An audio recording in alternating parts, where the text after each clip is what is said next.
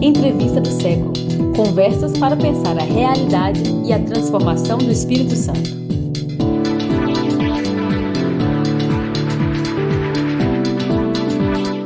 Olá, bem-vindo, bem-vinda, bem-vinde. Eu sou o Vitor Taveira. Essa é a entrevista do século, direto aqui do estúdio Rocket Studios. E estamos aqui hoje com Carla Osório, fotógrafa e jornalista, que está relançando o livro Negros no Espírito Santo, reunindo fotos, textos, né? Fotos suas, textos da historiadora Leonora Araújo, da jornalista Adriana Bravin. Essa é uma reedição, como eu falei, né, que vai ser apresentada nesse dia 10 de junho na Mosaico Fotogaleria, que fica na Mata da Praia, em Vitória. Então, oportunidade aí de conhecer de perto essa obra. Carla, bem-vinda e obrigado pela presença. Ah, Vitor, sempre foi um desejo meu estar aqui na TV Século, eu estou realizando um sonho.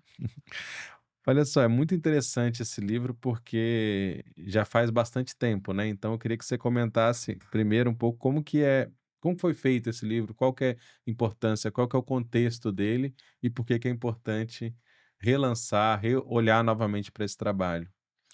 Bom, esse livro é uma jornada longa, né, ele começa na década de 90, essa pesquisa, onde a gente parte, da obra do Kleber Maciel, que fez Negros no Espírito Santo, que é uma referência que foi uma referência para nós e segue sendo, sobre essas comunidades negras rurais e urbanas. Vale lembrar que, o negro some da historiografia oficial do Espírito Santo a partir da abolição da escravatura. Então a gente sai com essa pergunta de pesquisa, né, para onde foram os negros do Espírito Santo depois da abolição da escravatura? Então a gente, só tinha esse livro do Kleber Maciel, que serviu de guia para nós quando a gente iniciou esse trabalho de campo. Leonor Araújo, nossa historiadora querida, Professora da UFS, né? professora da UFES, ela já realizava um trabalho no sul, em 2 comunidades chamada Cacimbim e Boa Esperança, que fica localizado no Presidente Kennedy, junto com Kleber. Então a gente começa por lá, né. Eu digo que a gente tinha, já algumas referências, né, consolidadas em torno da cultura popular, que a gente chama na verdade de cultura negra, como o Congo, como o Jongo, mas a gente precisava aprofundar, questões como da terra, como do trabalho, e para isso um trabalho de pesquisa foi importante. Vale lembrar que quando a gente começa a adentrar essas comunidades, principalmente as rurais, nós encontramos, os negros, nesses lugares, permanecendo nesses lugares por séculos, de famílias e famílias por séculos, né. Isso mostra que, ao contrário do que muita gente disse, que a comunidade negra chega no Espírito Santo para trabalhar nos grandes projetos industriais, vindo da Bahia, de Pernambuco, etcétera. Não, o Espírito Santo é constituído, secularmente, historicamente, por uma comunidade negra muito forte, que está presente aqui há cerca de 480 anos. Uhum. E aí vocês trazem, são 59 fotos, nós vamos ver algumas daqui a pouco, 160 páginas no total, né? Então, assim, imagino que, foi um trabalho de anos, né, foi um trabalho, né, de contato, de entrada, né, tanto na fotografia quanto, né, nessa captação da história oral, você precisa de um tempo, né, não é chegar lá com uma câmera, né, então tem toda uma vivência, então percorrer esses vários territórios de norte a sul do estado, né, que você falou que vocês foram lá em Kennedy, extremo sul, até lá em Conceição da Barra, extremo norte, percorreram tudo isso. Eu queria que você falasse um pouco, assim, de como é que surgiu essa proposta de relançar esse livro. O Sim. que que vocês estão fazendo agora? Como é que está sendo? Se tem algo de novo, ou se tem outras, outro olhar, né, hoje também que é possível. E destacando também que tem um registro histórico importante, né, pensando em pessoas muito importantes que já não estão aí, né, para contar a sua história, mas que tiveram sua imagem, um pouco de sua história registradas, né, nesse livro. Acho que Negros do Espírito Santo se tornou um documento, né, um documento histórico, porque como a gente, como eu disse, né, realizou tudo isso na década de 90, foram 6 anos de pesquisa, relançar ele hoje foi, de novo, um desafio. Eh, Muito pouca coisa mudou da primeira edição para a segunda, porque como ele tem esse caráter documental, a gente precisava manter e não atualizar, né. Então assim, atualizar sob o ponto de vista, das informações. Ele realmente tem esse caráter documental, ele é registro de um tempo. E algumas novidades vêm, claro, né, então, assim, por exemplo, a gente mudou a capa, porque a gente queria marcar essa segunda edição. A gente tem, uma equipe maravilhosa de designer com o Felipe Puff trabalhando, o Felipe Gomes, que mudou a tipografia. Nós, na primeira edição tínhamos um prefácio da Bernadette Lira que a gente manteve, mas convidou o Milton Guran, que é um antropólogo, fotógrafo, antropólogo que a gente, admira muito o trabalho dele, que fez o prefácio da segunda edição. E alguns termos, Vitor, foram atualizados, né, porque eu acho que, hã, sob o ponto de vista da pauta identitária, a gente precisou atualizar, escravizados, a gente trabalhava com o conceito de comunidades negras rurais, comunidades negras urbanas, que a partir da lei dos quilombos, né, houve uma atualização do termo do quilombo, que apesar de historicamente ser quilombo, sabe, Uhum. isso, vem a partir de uma discussão do movimento negro com o Congresso Brasileiro, né, com a Lei de Terras. E deixa eu ver, e a novidade mais, eu acho a mais importante, é que o livro vem, com uma versão acessível, chamada Daisy, para pessoas de baixa visão ou sem visão. Então o livro vem com essa versão, de inclusão para pessoas de baixa visão. Bem importante. Você acha que as pessoas vão ter um olhar, diferente do que tiveram nesses 26 anos atrás? Eu tô falando de pessoas que viram o antigo e vão olhar hoje, mas também pessoas que não viram, jovens, por exemplo, que talvez nem eram nascidos nessa época. Eu acho que o livro vem cumprir essa função importante, junto com o público jovem, sabe. Eu acho que ele tem muito esse caráter de formação, educacional mesmo, né. Com a 10.639 a gente viu a necessidade de republicar e de trazer isso novamente para a juventude, porque esse debate ele é constante, Que é a lei de, né, de de difusão, inclusão inclusão do ensino, da história da África e da história da África e da cultura afro-brasileira nas escolas. das escolas, tem também essa intenção, né, eu vi que tem essa intenção de que isso seja usado nas escolas, né, que É, assim, a gente não pode colocar ele como material didático, sim, porque isso é uma função realmente da política pública do governo da Secretaria de Educação, é um material mas complementar, né. exato. Para nós, né, a gente tem essa missão agora de fazer uma distribuição gratuita para a biblioteca, para grupos de incentivo à leitura e para as próprias comunidades, né. Por exemplo, no norte tem uma biblioteca quilombola, Sim, no Angelim do 2, né. Angelim 2. Então, assim, para nós, no segundo semestre, nós vamos começar a visitar esses 7 municípios por onde nós passamos e as comunidades por onde passamos para com isso é Uhum. importante Quais dizer, são os municípios? Cachoeiro, preci começar lá pelo sul, Ok. né, Presidente Kennedy, Cachoeiro, Itapemirim, Santa Leopoldina, Vitória, Serra, Conceição da Barra e São Mateus. E isso é um projeto que a gente está fazendo com a Kombi Ousa, que é importante dizer, né, que é esse trabalho maravilhoso que o Saulo faz com a Kombi e a gente É a chega, editora Cousa, né. a nossa editora é a Cousa, e a Kombi Ousa nós vamos aí com essa, Ela que vai levar o com esse isso. grupo, e as autoras vão junto, né, então eu costumo dizer que vamos tentar fazer esse bate-papo de forma muito horizontal, porque as pessoas, elas têm uma noção da história, da sua própria história, claro, mas mostrar um retrato, entendeu, de norte a sul, de tipo, vocês não estão sozinhos, né, seus irmãos quilombolas estão em todos os lugares e, enfim, de norte a sul do Espírito Santo, então eu acho que a gente vai fazer esse bate-papo e vai ser bem interessante com essas comunidades.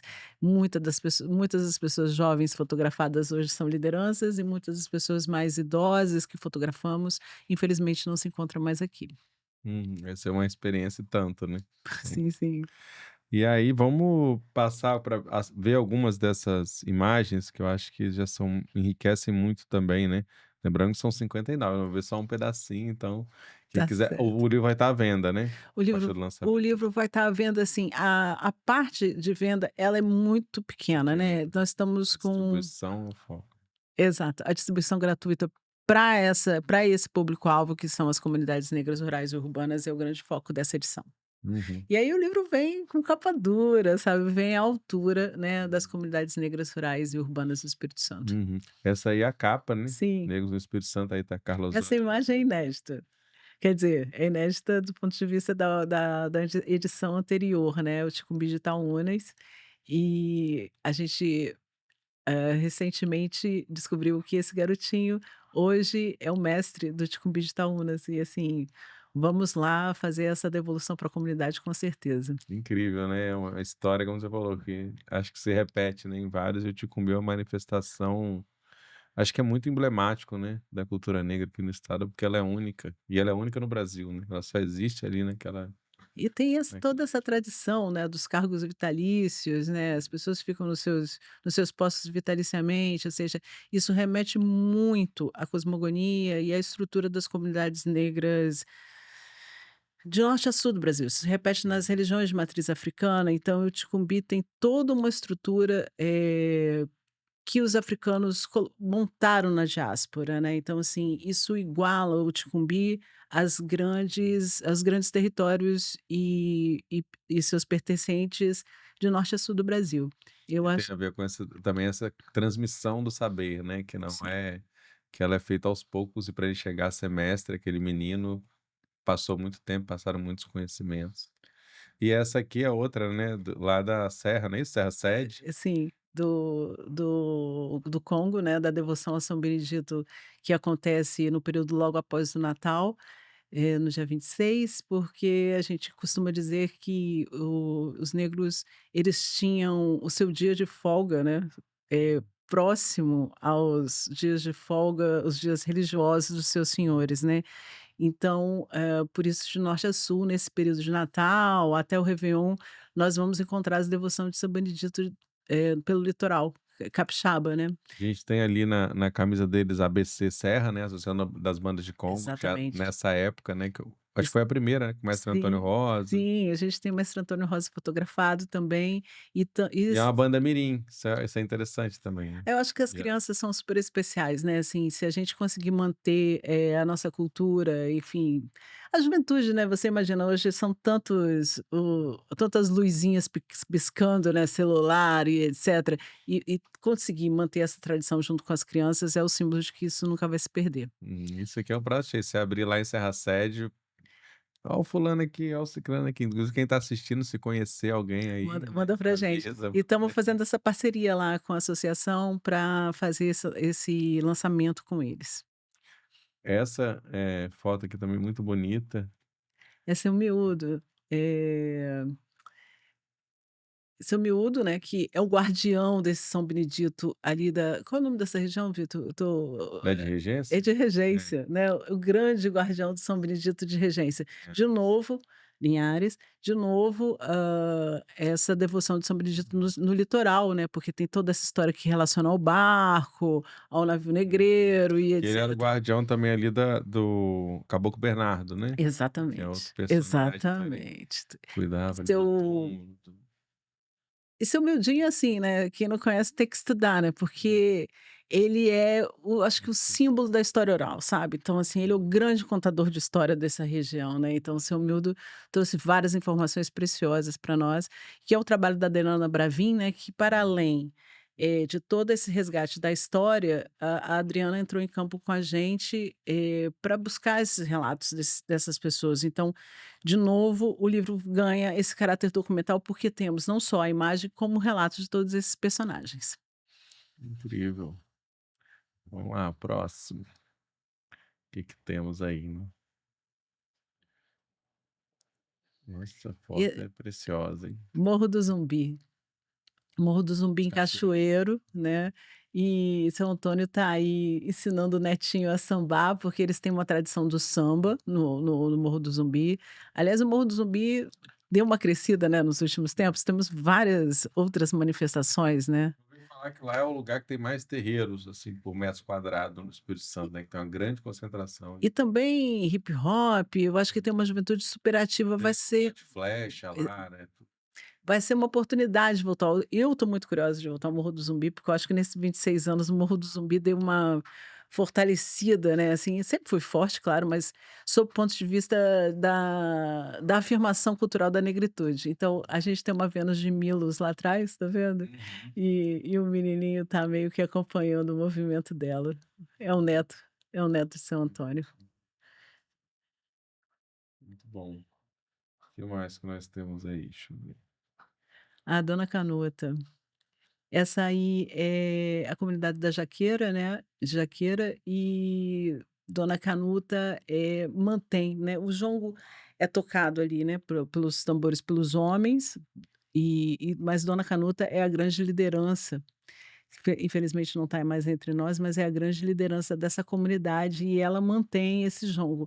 Então a gente chega num lugar como esse, por exemplo, e eu falo assim: "Ai, mas vocês fazem o jongo?". "Ah, minha filha, tem tempos que a gente não tira os tambores e tal, mas a senhora apresentaria para mim", entende, assim, para nós, né, para o grupo de pesquisa, enfim, a gente tem que ficar lá um tempo com eles, etc.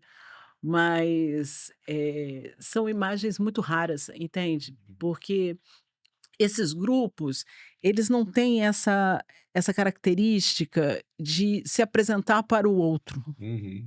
É uma devoção, na verdade. Exatamente, é para manter a comunidade unida. Isso você não, eu quando eu fui no comecei a ir no Ticumbi, que eu comecei a perceber isso, porque me parecia algo muito grandioso, muito artisticamente, com muitos elementos, mas eles estavam apresentando ali, fazendo aquela encenação e o público em volta, mas eles não estavam preocupados com o público, não é aquela coisa do teatro italiano, teatro tradicional, que eu Exato. tô ali declamando, eles estavam fazendo ali quase que um ritual. E a Que é posição do corpo mostra tudo, né, Uhum. porque é uma roda virada um para o Um para o outro, outro, não é para o né. público. Não é para o público, não é uma apresentação de palco, por exemplo.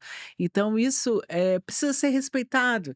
Inclusive nessas festas todas, que marcam, né, viraram festas que marcam o calendário dos municípios, entende, assim, é importante que esses grupos recebam apoio, é importante que eles se apresentem, mas esse formato do palco onde eles estão se apresentando para o público não é, o formato ideal, né, porque isso rompe uma tradição. Sim, fica sempre um negócio esquisito. Eu acho louvável a iniciativa também de trazer, mas assim, não consegue, né? Quem conhece sabe que É, não termina de encaixar as coisas, não é show né? business, né. E aí também, assim, no jongo, no congo também, isso que você falou, não é uma cultura de ensaio, toda terça-feira nós vamos ensaiar. As pessoas já sabem tocar, já sabem as músicas e elas se reúnem nos momentos e ali vão fazendo a construção e a manutenção É, dessa cultura. não é um espetáculo, É, é espetáculo. um rito. Exato.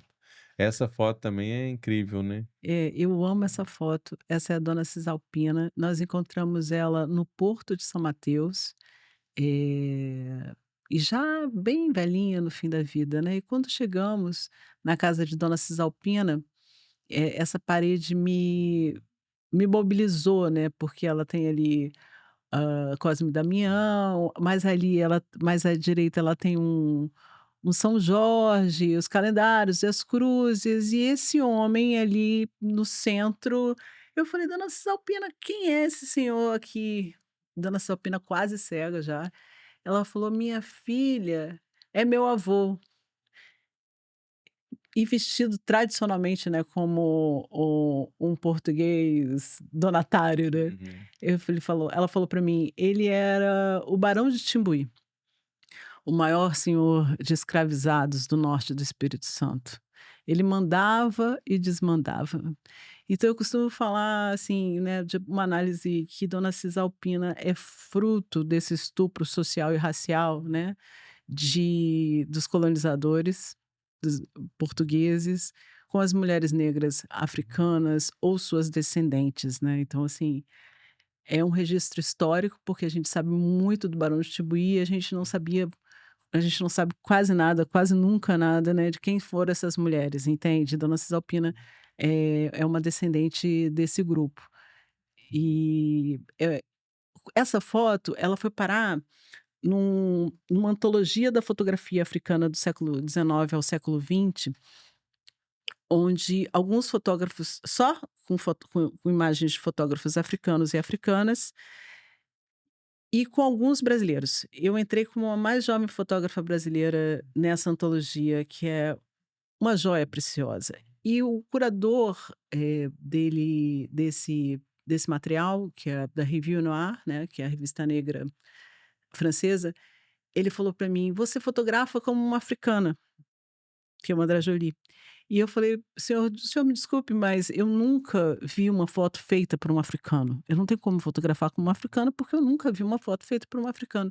E quando eu vejo a foto de Dona Cisalpina no meio de todas as outras fotografias, a gente vê imagens de pessoas africanas, de mulheres africanas, com seus ancestrais em volta, na parede e em Sim. volta, entende? É uma cultura colocar essas imagens em volta. E as imagens feitas pelos fotógrafos carregam essa imagem junto, essas imagens da parede junto. E é impressionante como a tradição viaja na diáspora, Sim. como isso veio bater no Porto de São Uhum. Mateus, entende? E eu fiquei realmente impressionado com essas imagens. Sim, ela é neta de um dos caras mais ricos e viveu uma vida super simples Mas é um e ance rejeitada, né, mas é um ancestral certo. dela, então essa Então, foto tá ali, você entende? interessante, É sim. muito interessante. Dá pra conversar horas É só nessa é parte. uma E riqueza de aí você tá detalhes, falando do né. Porto de São Mateus, que também é importante localizar esse lugar, agora tá passando lá por umas reformas, né, porque é um sítio histórico mega importante, especialmente na história, né, do povo negro, que ali chegava, um dos portos mais importantes do Brasil, né, inclusive nesse processo, carregado de histórias tristes, mas também de outras histórias, né, da própria luta, De de resistência. resistência, de libertação, dos negros, por exemplo, alforreados ou livros que também ali, né, tramavam, né, para libertar escravos, para criar resistência, e que é um lugar super bonito, mas que é também fruto de um abandono histórico, né, foi útil no momento, tem os seus casarões, depois ele foi abandonado, é visto como uma zona de, entre aspas, assim, de risco ou de, né, e de pessoas que estão em vulnerabilidade social ocupando aquele lugar para, inclusive, evitando que aquele lugar acabe, né, porque são essas pessoas que seguraram, assim, e minha impressão é que é uma coisa que o próprio município de São Mateus, o próprio Espírito Santo ainda não reconheceu, não apesar de tentativas, né, as pessoas estão ali fazendo, tem espaços culturais, tem memória, mas isso é um espaço que ainda não está devidamente, valorizado na sua A gente tem importância um histórica. capítulo inteiro, assim, para São Mateus, né, para o Porto de São Mateus. Porque, enfim, como você disse, é uma região, que foi muito rica, por conta, inclusive, da produção da farinha de mandioca. Que é o porto no Rio Cricaré, né, é o nosso Exato, porto exato, marítimo. exato. Por causa da produção de farinha de mandioca e por conta da venda de escravizados, africanos escravizados, ainda existe um pelourinho lá, Uhum. né. E aquele casario todo, remonta ao período colonial português, é uma arquitetura portuguesa que está lá, e quando nós chegamos no Porto de São Mateus, ele estava literalmente caindo, foi antes da reforma. Então, por exemplo, essas imagens, elas estão mantidas. Outra imagem, que nós chegamos antes da reforma foi queimado, entende? Então, assim, nós mantivemos essa imagem, porque essas imagens mesmo, dessas arquiteturas caindo, Uhum. destruídas, porque é importante entender, a valorização que se dá à história negra no Espírito Santo. A ruína diz muito. A igreja de Queimado na Serra, né, quer dizer, ela foi reformada para segurar o que resta de ruína, né. Ela se perdeu, boa parte do maior símbolo da resistência, da maior revolta do povo negro escravizado do Espírito Santo, estava caindo aos pedaços, né. Eu costumo dizer que, enfim, nós temos hoje o assunto, a pauta, né, da questão racial mais em voga no Brasil hoje, né, principalmente com a juventude que pegou, essa bandeira e está levando à frente, mas no Espírito Santo ainda existe esse déficit, sabe, esse gap, né. Então, assim, o dia que a gente começar a valorizar mais mesmo a nossa história e os nossos patrimônio histórico e o nosso patrimônio, humano, né, que são todos esses mestres e mestras, o Espírito Santo só tem a crescer sobre isso, né. E se a gente está falando quando a gente fez esse livro, Vitor, 52% da população se declarava autodeclarava negra no Espírito Santo. 26 anos depois, nós estamos falando de uma população de 64% autodeclarada. Que tem a ver com processos históricos né, De de afirmação, ressignificação, de afirmação de algo exato. que era uma vergonha e deixa de ser, né. E ao mesmo tempo quando a gente chega, Chegou as na pessoas tinham medo Bahia. disso, né. Sim. E ao mesmo tempo quando a gente chega na Bahia, a gente chega no Rio Grande do Sul, assim, a referência do Espírito Santo é de um estado colonizado por italianos e alemães. Ou seja, o que o Espírito Santo está se como o Espírito Santo está se vendendo, entende? E o quanto esses patrimônios estão sendo preservados, e quanto essas culturas estão sendo valorizadas. É uma reflexão que eu acho que Negros do Espírito Santo traz junto, é Uhum. uma das camadas de Mas reflexão. também, assim, eu acho que como você falou, assim, reafirmando, mas assim, nós estamos num momento de muita circulação da informação. Sim, E nesse processo de ressignificação, de um olhar de afirmação, a gente tem um olhar, como você falou, as pessoas aqui no Espírito Santo que estão pensando isso, estão olhando isso, tem uma infinidade de estudos, de pensamentos, de referências inclusive, né, chamados influencers hoje, né, sim. com muita, né, trazendo coisas incríveis, mas assim, olhar para cá, eu acho que é um primeiro passo, né, começar a entender esse território também é importante, né, não só olhar essas referências de fora. Então, aí para falar, por exemplo, do Marcos Vinícius, né, Sim, que faz um trabalho um historiador, foi aluno da maravilhoso. Leonor, né, faz um trabalho de resgate da nossa história com foco, né, não só a história negra, mas com um olhar muito especial para isso, que usa essa ferramenta da internet para trazer novas histórias, que escavar essas histórias que estão aí esquecidas, que são riquíssimas, né. E o livro também traz aí uma referência para quem quer começar a olhar a partir do Espírito Santo, né, do Espírito Santo para o mundo, né, não podemos nos fechar aqui, mas assim, se a gente começar olhando aqui também, a gente vai ver uma riqueza, um pertencimento, uma identidade É uma relação de muito poder, né, Vitor. Então, assim, se o Espírito Santo quer ser reconhecido como um estado de colonização italiana e alemã, é todo um arsenal, sim. entende, de propaganda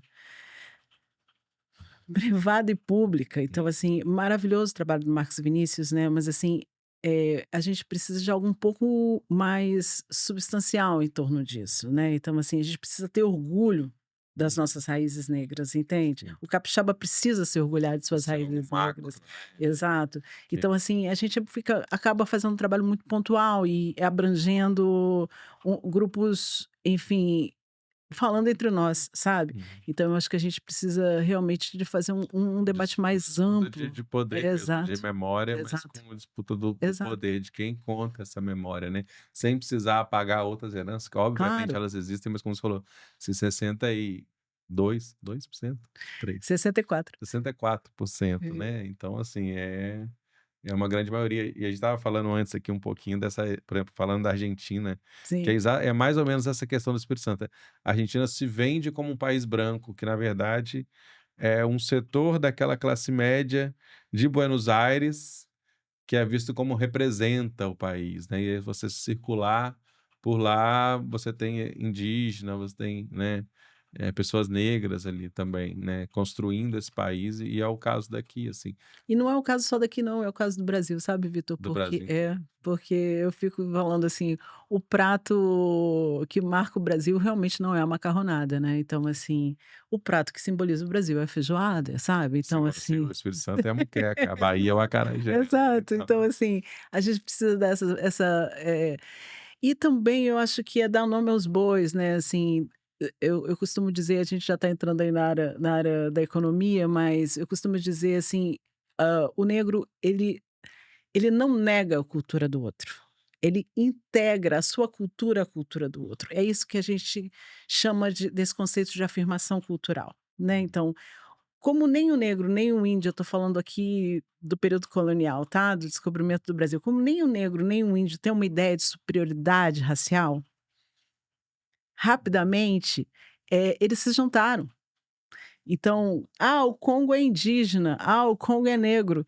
Não existe essa separação para esses grupos. Isso é muito importante que seja dito, entende? Quem vai introduzir uma ideia de superioridade racial, de supremacia racial, é o branco que diz assim: a sua cultura é inferior.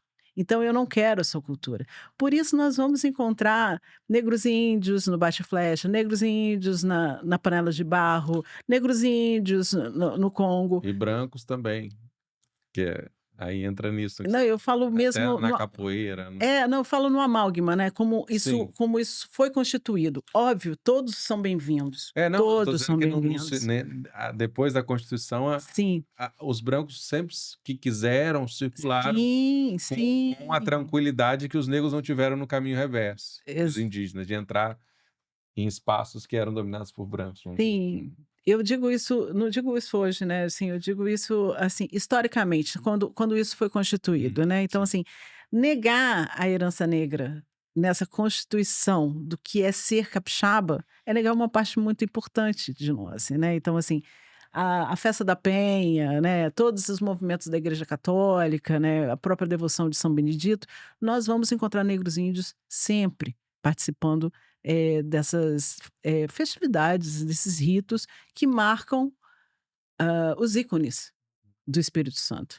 E o sincretismo também é uma estratégia, né, é uma ginga Exato, é o pra jogo, é um jogo é o com o jogo, colonizador, é né. o Eu jogo aceito isso aqui, mas eu disfarço, na verdade estou disfarçando a minha exato, cultura, eu estou misturando para ser aceito, mas eu não estou fazendo a mesma coisa que você, na verdade, exato.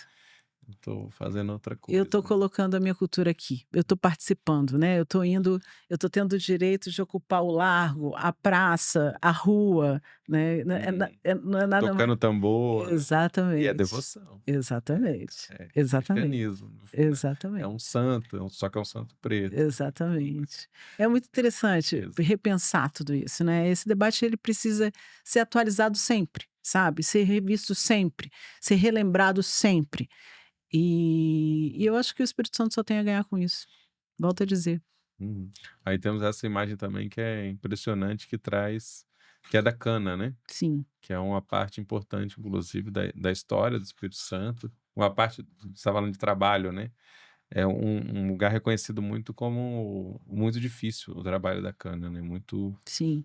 penoso, assim, e obviamente majoritariamente, né, por essas questões históricas, é exercido pelo povo negro, né. Essa foto eu não você sabe de onde que é? Itapemirim, usina Paineiras. A gente costuma dizer, e isso é uma conversa que Leonor sempre traz, né, assim, a participação da mão de obra negra historicamente na construção, da riqueza do Espírito Santo, novamente é secular, né. Então, assim, a cana-de-açúcar, que é o primeiro ciclo econômico do Brasil, ainda presente, depois no café, e quando a gente vai falar de um Espírito Santo empreendedor, né, o Espírito Santo empresarial e etcétera, também, né, eu costumo dizer que os africanos e seus descendentes estiveram presentes da cana-de-açúcar até a implantação dos grandes projetos industriais no Espírito Santo, a mão de obra negra sempre esteve presente.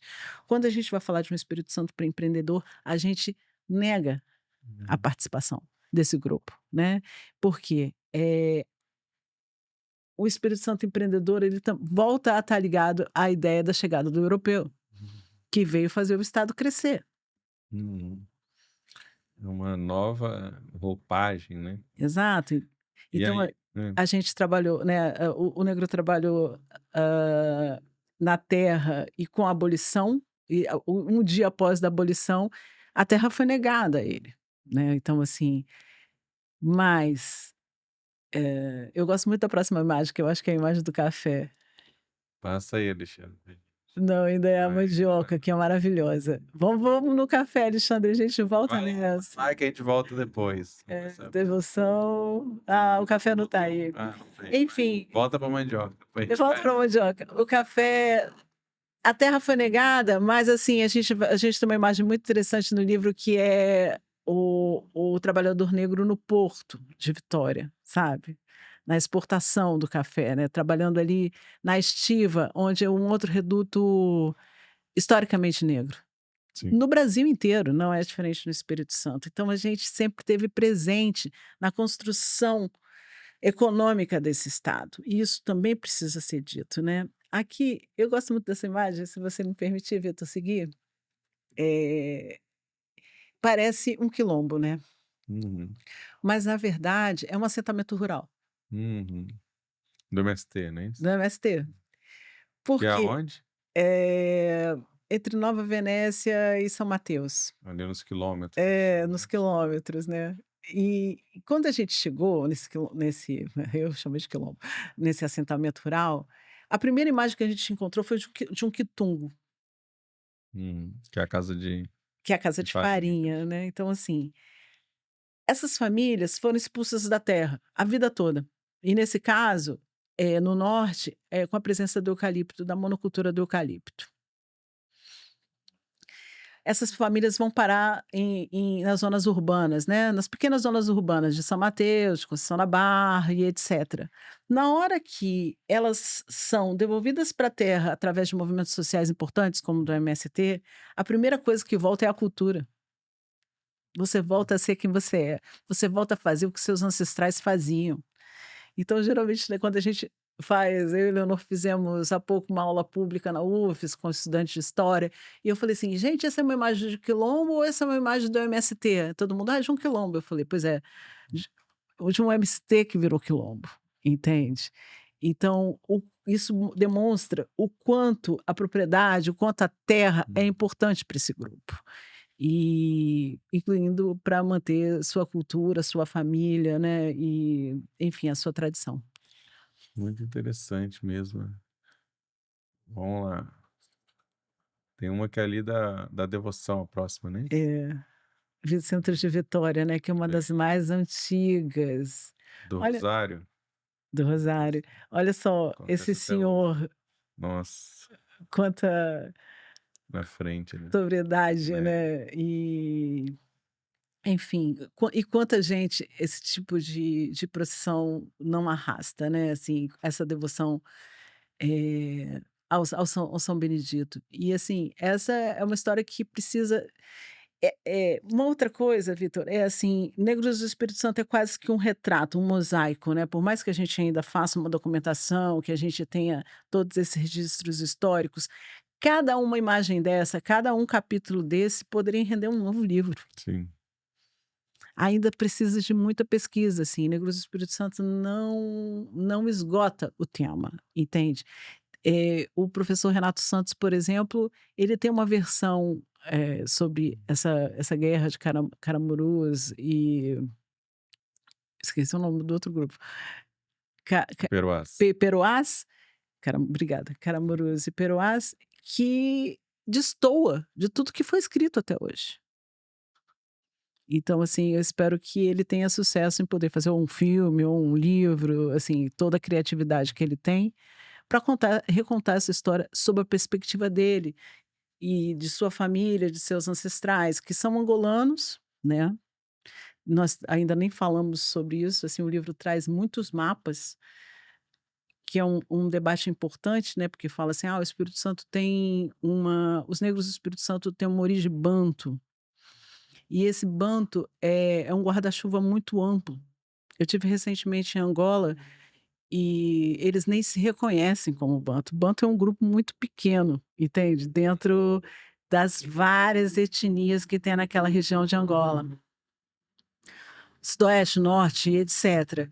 Então a gente ainda precisa avançar, nessas origens, né, então a gente sabe que o Espírito Santo, tem uma tradição Angola, tem uma que Angola é um nome, eh dado a um país pós-colonização, porque ainda a gente tinha reinos, né, então a gente tinha o reino do Indongo e os reinos e o reino do Congo, né, que onde hoje são 2 países, o Congo e a República Democrática do Congo. Então a gente tem, uma diáspora para o Espírito Santo e na hora também que os grandes historiadores vão citar as diásporas no Brasil, né, fruto do tráfico negreiro, o Espírito Santo não aparece. Então as nossas referências que a gente traz no livro, e o livro traz várias referências, é através da língua, da linguística, através dos costumes e etcétera. E quando a gente encontra uma fonte, por exemplo, como o Renato Santos, né, que conheceu o seu avô, que conheceu o seu bisavô, que era angolano, a gente precisa contar a história daqui, através ainda desses olhares de pessoas que viveram, porque não há documentos. É, Esse essa é é uma um questão crucial, né? crucial, né. Mesmo na história indígena, né? Exato, Que também é pouco conhecida, né? exato. Se a Pensando gente não souber quem a gente é, como é que a gente vai conseguir avançar, né, meu irmão? E tem algum episódio, assim, da construção desse processo que te marcou mais, que você, não sei, que na produção das fotos, né, nesse circular pelo Espírito Santo, como que te marcou isso? Digo como fotógrafo e como pessoa mesmo, né? É. É muito louco isso, porque eu lembro que quando a gente estava indo para esse assentamento do MST, Negros do Espírito Sa a pesquisa foi feita sem R$1, Uhum. né, foi realmente um grupo de mulheres, isso é importante que seja dito, e isso é o Milton Grande diz que isso é único, né, no que tudo que ele já viu, tudo que ele já leu. E eu lembro que a gente acordou muito cedo, a gente dormia numa pensão ali no na cidade alta de São Mateus, e a gente ia pra BR pegar carona com um caminhão de boia fria. "Vai ficar onde?", "Ah, vou ficar no quilômetro 47". Equipamento fotográfico, 4 horas da manhã, chegava no quilombo, chegava no assentamento, 10 horas da manhã, "Vamos almoçar". "Ah, me desculpa, a gente não tem prato", a gente comia na bacia. E é isso, era assim, é muita força, muita vontade de fazer, né. Esse trabalho foi feito muito pela vontade de fazer, de seguir. E a quantidade e assim, o aprendizado estamos até hoje, né, assim, isso nos formou enquanto pessoas, né. E o fato dessa ser uma pesquisa interdisciplinar, de ter profissionais de áreas diferentes, o quanto uma aprendeu com a outra, né, o quanto Sim. eu pude aprender da história, o quanto as meninas pra aprender da fotografia, entende, assim, né. E na fotografia é muito importante dizer que nós estamos falando de peles muito escuras, de negros de pele escura, né. Então, assim, quando isso chegava no laboratório, eu lembro, enfim, de Leonardo Bicalho falando: "Mas são 5 pontos de diferença de luz entre o ambiente e ambientes muito iluminados, com peles muito escuras". Então, assim, esse livro foi feito todo em 35 milímetros, o que faz as fotos desse livro, né, película 35 milímetros, o que faz dele hoje quase uma joia rara, dentro da perspectiva de que tudo hoje é da fotografia digital, do celular e etcétera, né. Isso torna ele realmente um objeto precioso. E audacioso, né, porque tudo para mim foi desafio, eu era muito jovem, então tudo para mim era muito eu fiz esse trabalho com 20 e poucos anos. Uhum. E cada uma das 3 também seguiu sua trajetória muito muito profícua, né, muito, grandiosa nas suas áreas, né, Sim, todas de professoras doutoras de universidade, né, e assim, muito orgulho de ter trabalhado com essas mulheres. E você vai fotografar essa segunda etapa que vocês vão levar ao livro, ou vai à paisana? Eu eu tô puxando a Poena Medeiros para fazer isso para mim, Aí você fica para fazer essa documentação. Porque você realmente fica entregue a ali. gente vai ter que se envolver mesmo com as falas, enfim, com essas que eu espero que sejam, circulares, que a gente possa fazer essa troca. Então acho que esse registro vai ser em vídeo e eu espero que o Apoena faça. É, eu fico até, assim, imaginando, né, esse retorno, essa emoção das pessoas, né, inclusive como você estava falando, né, uma pessoa vê ali a sua avó que não está mais, o seu familiar, seu amigo, né. Não, fora que a fotografia, né, a própria história da fotografia, né, hoje é muito louco isso, mas hoje todo mundo tem uma representação de imagem, só que Uhum. isso já foi muito restrito, né. Já era pintura ou era a fotografia, É, restrito Era elite ali, né? a elite, primeiro Classe aos média, reis, depois a burguesia, né, os reis pintados, depois a burguesia teve acesso à fotografia em si, e depois os populares, né. Então assim, ah, algumas das pessoas que a gente fotografou ainda era de um período que não, por não ter a imagem digital, não tinha um registro. Talvez a gente tenha registro de pessoas ali que não tem nenhuma imagem delas, junto com a família, por exemplo. Uhum, uhum. É, e entra realmente em questões muito bonitas, muito sensíveis também de, assim, agora vocês vão ter um olhar, né, talvez já tenham voltado, mas assim, como que as coisas estão se transformando também, né, para bem e para mal Com nos certeza, Vitor, territórios, né, com nos certeza, diversos territórios urbanos e rurais. com Você tem certeza. transformações muito aceleradas nessa invasão do capitalismo. Você tem, por outro lado, né, uma situação talvez que era muito difícil de miséria, que talvez agora em alguns lugares, né, as pessoas vão tendo acesso a algumas coisas e tal, mas por outro lado você tem dificuldades às vezes de manutenção de tradições, enfim, tem uma complexidade. Quando você fala da cultura popular, por exemplo, né, você tem muito isso, esse relato de um lado dos mestres, da dificuldade de tal, só que em outros lugares você tem jovens também se apropriando, né, muito da cultura popular e seguindo adiante, né, o Ticumbi, assim, o Congo, vem acontecendo. Existe a dificuldade, mas também existe, né, depende do lugar, depende do momento, depende às vezes até do olhar, né.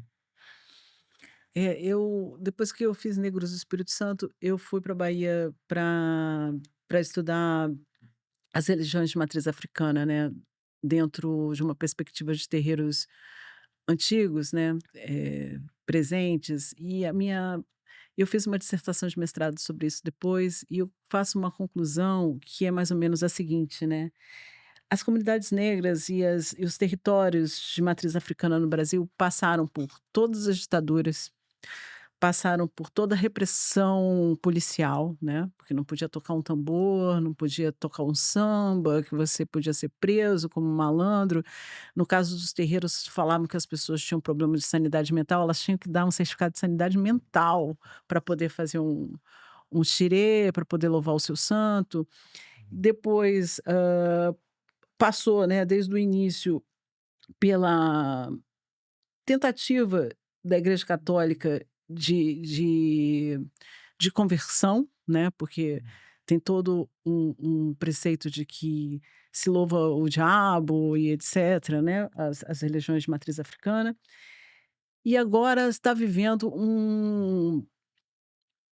como eu diria, um ataque, né, das igrejas, neopentecostais. Só que, se você perceber, nós seguimos. A cultura negra é muito forte, sabe, Vitor? A diáspora africana, a força da diáspora africana no Brasil, hoje, é mais forte do que em África, em alguns aspectos.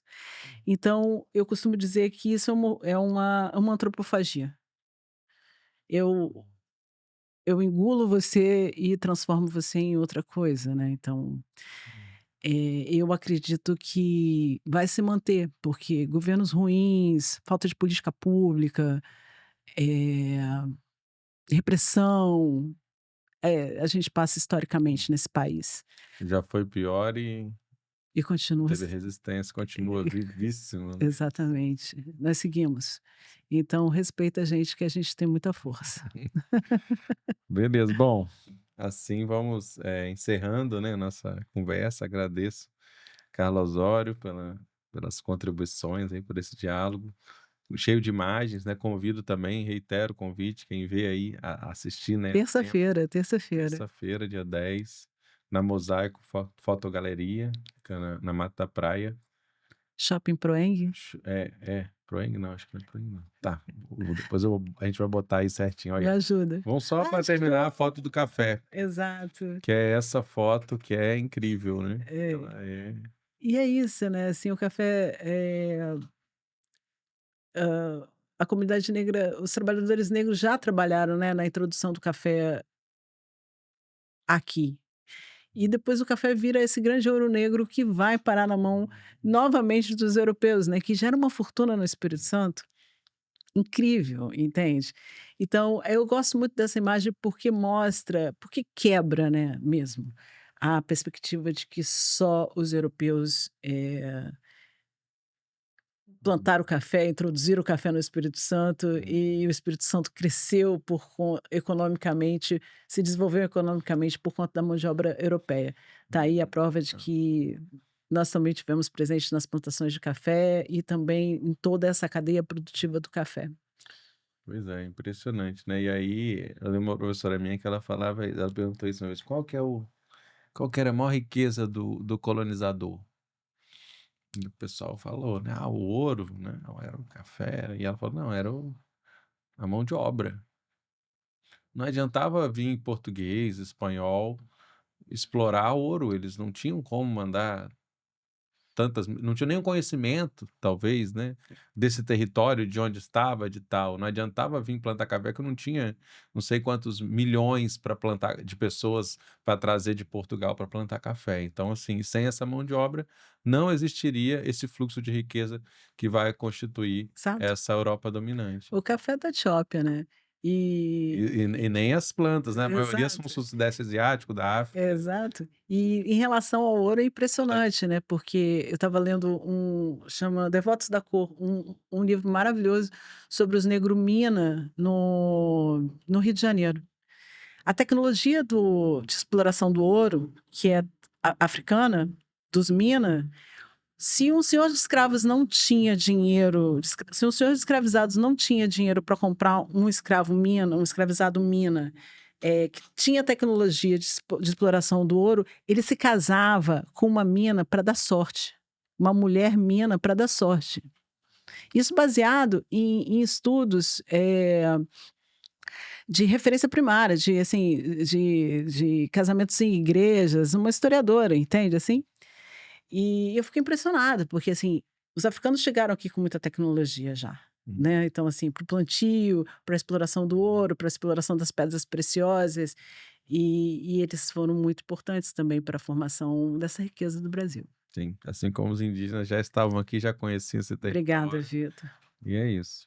Aí eu vou reforçar, então, o lançamento dessa segunda edição do livro, dia 10 de junho, 19 horas, encerramento às 21 horas, então, assim, não atrasa muito, não.